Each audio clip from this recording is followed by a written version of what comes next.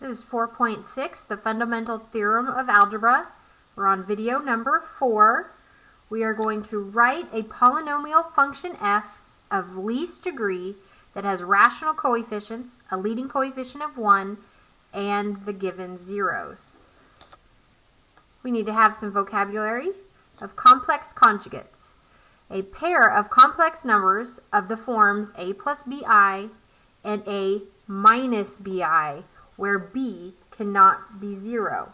And in the last section, we had something very similar where we talked about the irrational conjugates theorem, where if I had 1 plus square root of a number, I also had to have 1 minus square root of a number as a 0, okay? That plus and minus has to be there. All right, we are going to find our function if I'm given the zeros 5 and 1 plus I. The thing to remember is if I have the 0 of 1 plus I must also have the 0 of 1 minus I. So I actually, even though it says only 2 zeros, I'm actually given 3 zeros. All right, so to be able to write these as a polynomial, I need to write these in factored form of my polynomial. And if these are the zeros, it meant x minus 5 was a factor, x minus 1 plus I was a factor, and x minus 1 minus I was a factor. Okay, and I want to simplify these two just a little bit. So I still have the x minus 5. Then I have x, and I distribute that negative to both, so minus 1 minus I. Distribute the negative on this one as well, so x minus 1 plus I. All right, and I want to multiply all of this together. So it gets kind of messy. Not kind of messy, but it can. And so I'm going to use the boxes to help me multiply. Now I'm going to start with multiplying just my 3 terms times 3 terms, the conjugates. Okay? I'm going to write one of them across the top. So x minus 1 minus I. And I'm going to write one of them down the side. X minus 1 plus I. And I want to multiply these together. So I have x times x is x squared. X times negative 1 is negative x. X times negative I is negative ix. Negative 1 times x is negative x. Negative 1 times negative 1 is 1. Negative 1 times negative I is just a positive I. Bottom row, I have I times x is ix. I times negative 1 is negative I. And I times negative I is negative I squared. So if I write this, I'm going to write it kind of small. And we know that I squared is negative 1. So I end up with a negative 1, which leaves this box as a positive 1. Okay? And then I simplify. Well, let's first cross out any like terms that we have that add up to 0. I have a positive ix and a negative ix. If I add those up, they're going to add up to 0. So I'm just going to get rid of both of those. I also have a positive I and a negative I here, and those add up to 0. Now I have other like terms. They do not add up to 0. And these are like terms, and they do not add up to 0. So I do still have those in my solution. So if I come back over here, I still have an x minus, I forgot my x, sorry, an x minus 5. And all of this became what's left inside. And so I have x squared. I have these two x's, I can add them up, and it's negative 2x. And I have a 1 and a 1, and you add them and you get 2. Okay, so I still need to multiply these two things together. So since I have 2 terms times 3 terms, I'm going to use a 2 by 3 box. and I'm going to write in my two terms down the side, x minus 5. You could also have your box sideways like this and write it across the top and write the three terms down the side, but I always like mine to be long. That's just a personal preference. Okay, and then the three terms across the top, I have x squared minus 2x plus 2. And let's do the multiplying.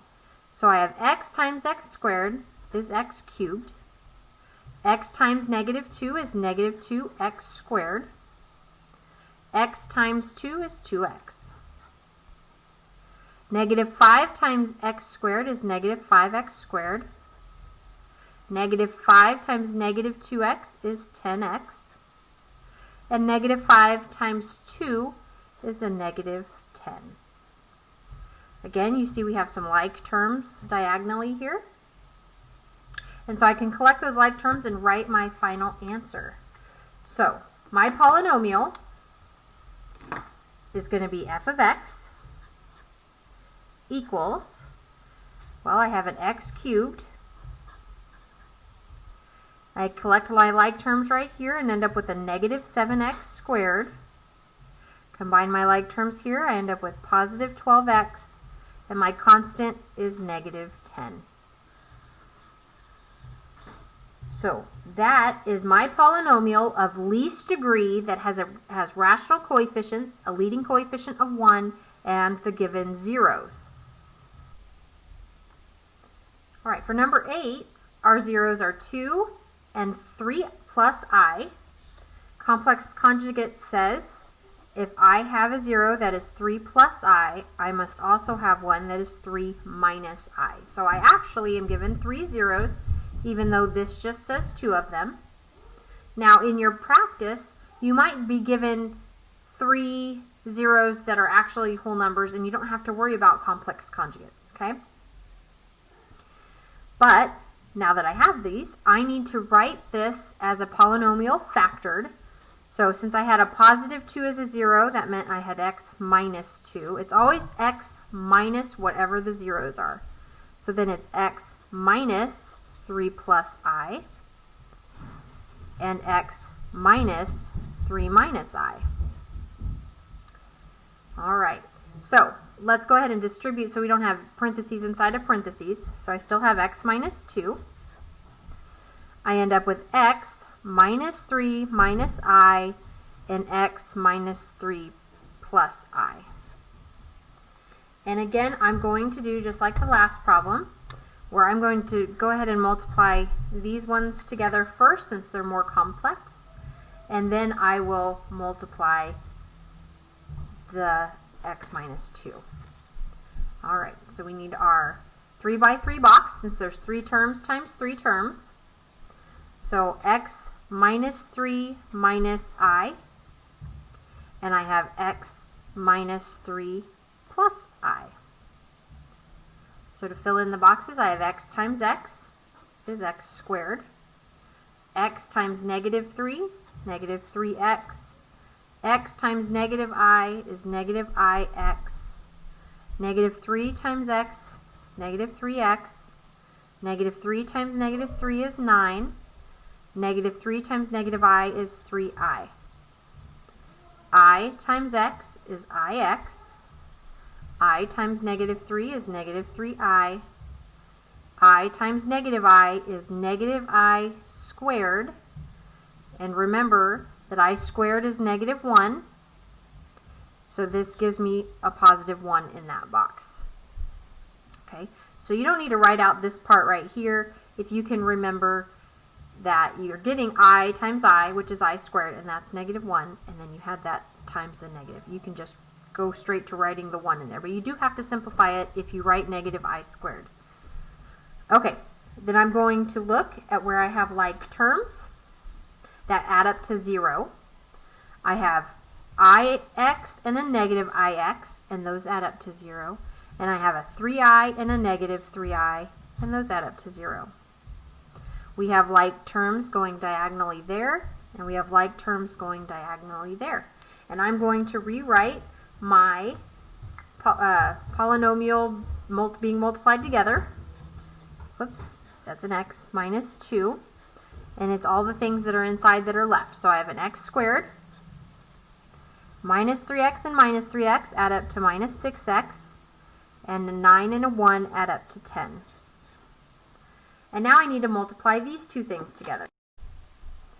Okay, so now I'm going to multiply my 2 terms times my 3 terms here.